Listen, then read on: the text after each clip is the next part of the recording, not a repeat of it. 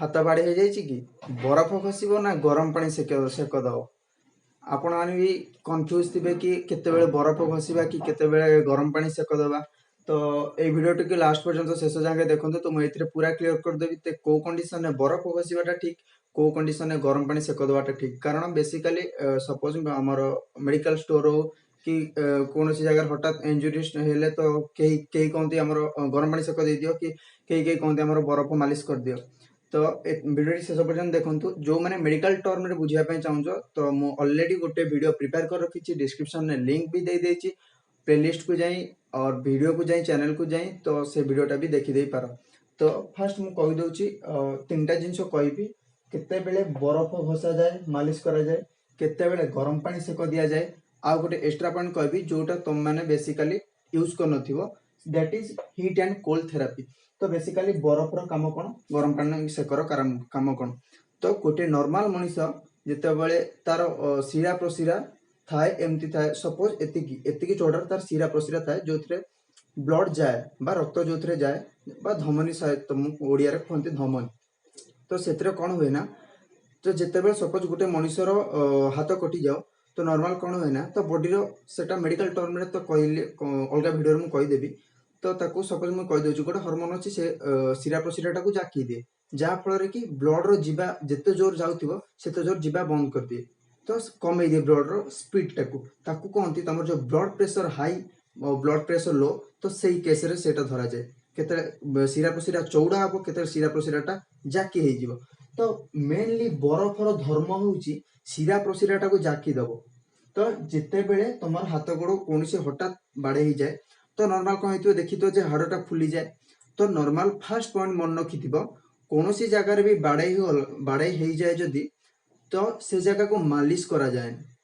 तो मालिश करा गले कौन हुए ना सेटा गरम पाए हठात गोटे तुम जेकोसी देह को हठात मालिश कर दो तो हठात गरम देहटा गरम हो ना। तो जोटा कि अवॉइड करा जाए बा निषेध गरम पानी कौन पर निषेध करा जाए ना सेटा तुम जो ब्लड सेल अच्छी से फुलेब। तो से जेकोसी जगह हाड़ भांगी जाए कि जहाँ करता है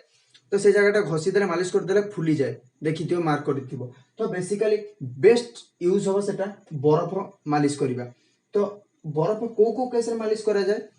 तो फास्ट कथा सेटा कहती एक्यूट मेडिकल टर्म में कहती एक्यूट सिंड्रोम बा एक्यूट इन्फ्लामेशन। तो एक्यूट इन्फ्लामेशन कौन तो बरफटा नॉर्मल तुम जो इन्फ्लामेशन टाक कमाए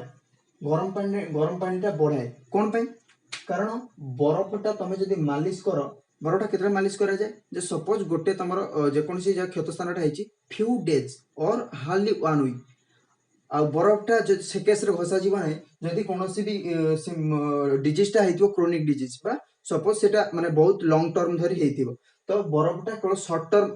माने बहुत कम समय जदि किसी तुम बाड़े हो कि सपोज कौन जगह फुली तो बरफ घसीटा से प्रिफर करा जीवो। तो बरफ बेसिकली कौन कहती ना ठिया बुलिकी घसती सेटा रंग ठिया बुलिकी घसीटा रंग। तो डायरेक्टली बरफर कंटाक्ट 15 to 20 मिनिट हवा दरकार हार्डली 15 मिनिट 20 मिनिट से ब्रेक ब्रेक करके भी दिया जाए मालिश करा जाए भल डायरेक्ट स्किन में कंटाक्ट करना ना बरफटा डायरेक्ट स्किन में घसब ना। तो सेटा तो ये ओडिया कही हेनी तो मेडिकल टर्म में तुमको कहीदेवी से अलग वीडियो कहीदेवी। तो सेठी कौन हम ना से अच्छी फाटोलिसिस अच्छी से टर्मटा कह जाए तो डायरेक्ट स्किन में व्यवहार करना ना कौन कपड़ा हो टाउल हो से व्यवहार कर। तो गरम पानी से कहूँ नॉर्मली पैरालिसिस पेशेंट रो गोटे एक्सेप्शनल केस बा अन्यतम केस मु कहबी गरम पानी सेक केतेबेले दिया जाए ना सपोज गरम पानी सेक जितेबेले गोटे लंग टर्म गोटे हाड़ भांगी जाइए हाड़ जॉइंट हो सारी तो से गरम पानी सेक देले कौन हम ना सपोज मुझे कहली गोटे नॉर्मल मनुष्यर शिरा प्रशिरा एतिकी चौड़ा हो जदि गरम पानी सेक दिया हुए सी कौन हम ना शिरा प्रशिरा को प्रसारित कर एतिकी चौड़ेब बा स्प्रेड कर प्रसारित कर जहाँ फल कि तुम जो रक्तर माने जो संचालित होता बहुत स्पीड हम बा आराम से हो पार। तो कौन हम जहाँ रक्त ही सब खाद्य तुम न्यूट्रिशन जहाँ भी दरकार रक्त जाए तो जिते बेले गरम पानी सेक दिहब तुम से जगह को जो जगार इंजुरी होता क्षत स्थान को तो बेसिकली न्यूट्रिशन से जगह को भलसे प्रोवाइड हो पार। तो से जगह को न्यूट्रिशन भलसे प्रोवाइड हो पारे तुम क्षत स्थान शीघ्र पूरण हम। तो गरम पानी प्रिफर करा जोटा लंग टर्म बा क्रोनिक डिजीज रे बा जोटा लॉन्ग टर्म डिजीज सपोज गोटे हमर पैरालिसिस पेशेंट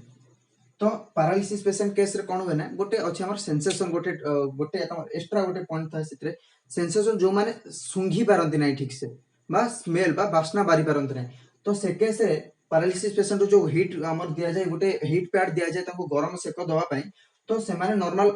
हीट पैड को बहुत इलेक्ट्रिक करंट रे दिया जाय तो सेटा बहुत हीट थिला बेले दिया जाय तो सेटा टोटली कंप्लीटली रॉन्ग सेटा बहुत खराब तो सेटा एक्चुअल कोन होय ना तार जो तापमात्राटा बहुत कम रहा दरकार in case of paralysis patient तो मु आउटे नॉर्मल आउ गोटे कहूची आउ गोटे therapy heat and cold therapy सेटा सब गोटे नॉर्मल मनुष्य को दवाटा ही बहुत बढ़िया नॉर्मल मनुष्य भी सेटा यूज करियो सेटा ही बहुत बढ़िया तो सेटा सबटा बेस्ट किंतु सेटा सेही थेरापी केही व्यवहार करंती नाही किंतु भल से बुझ मु से जो थेरापीटा कहूची ता ना होटे heat and cold therapy heat and cold therapy तो हीट एंड कोल्ड थेरापी कोन हीट होची गरम जानिलो गरम पानी सेक कोल्ड होची बरफ बा बरफ सेक बे सॉरी बरफ मालिश करा जाय तो हीट एंड कोल्ड थेरापी कोन होबो ना हीट एंड कोल्ड थेरापी रे फास्ट करता मन रखिथिबो प्रथमे दिया जीवो हीट तो गरम पानी सेक प्रथम दिया जीवो कोन पे ना जते बेले गोटे जे जगह रे क्षतस्थान हेतिबो तो फास्ट जते गरम पानी सेकटा दिया जीवो तो कोन होबो ना फास्ट न्यूट्रिशन बा जे कोनसी मेडिसिन खाइतिबो सेति पे तो फास्ट से मेडिसिन ता नै पहुंचे दो तुम क्षतस्थान रे कि जेहेतु से गरम पानी सेकर काम प्रसारित करिवो शिरा प्रशिरा को प्रसारित करिवो तो फास्ट न्यूट्रिशन प्रोवाइड कर दो तो सपोज 10 मिनिट 5 टू 10 मिनिट देलो तमे हीट थेरापी बा गरम पानी सेको 5 टू 10 मिनिट देलो तो मन रखियो तो 4 रु 5 भाग रु भागे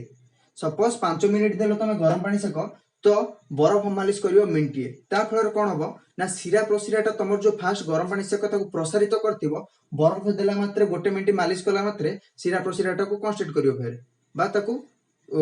जाकिबो तो नॉर्मल कोन होबा ना शिरा प्रशिराटा एक्टिव रहइबो तो से जगह रे गोटे नॉर्मल मनुष्य बहुत शीघ्र ठीक होबार चांस अछि ध्यान गरम पानी सेको बा बरफ सेको सेटा होची बरफ विथ गरम पानी सेको किंतु मने रखतिबो जदी तमे फास्ट बरफ रे स्टार्ट कलो किंबा बरफ रे जदी तमे फास्ट स्टार्ट कलो मालिश करबा तो सेटा बहुत बड़ भूल होबो आउ से जगहटा दरकार पड़ले माने क्रिटिकल स्टेज को जीवो क्रिटिकल स्टेज को कोन पाई जीवो ए छोटो छोटो मिस्टेक सब माने करंती गां गाउली हो बा नॉर्मल साइंस स्टूडेंट इवन भी करंती बहुत जे